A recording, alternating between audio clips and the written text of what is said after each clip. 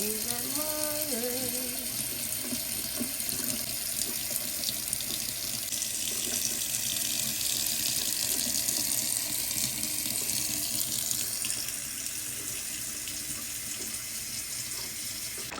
So you guys, we got some ribeye steaks in here.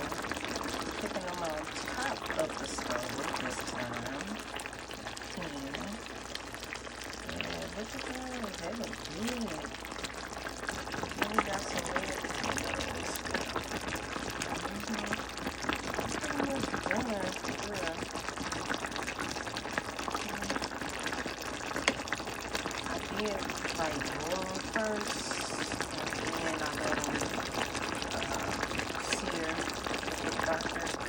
Put a little more water back in there with these potatoes to take salt. And here we go. Wow. God is good. Blessings. Amen. Yum, yum, yum, yum, yum, yum.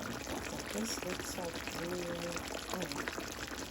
Got some big ass steaks and some red potatoes.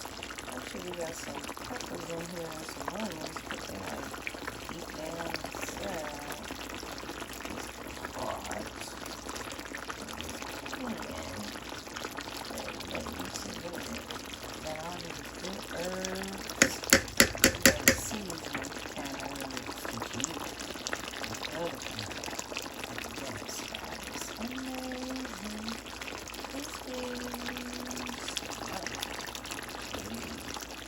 So here is the final results of this ribeye and potatoes. Well, you know, with all the good herbs and peppers, onions. King Karate, you like your food? Yes.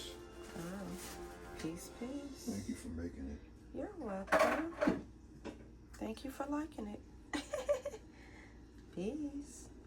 So as you know that I had to put some of that A1 sauce on this New York strip steak with these red potatoes, peppers, onions, and herbs and so forth.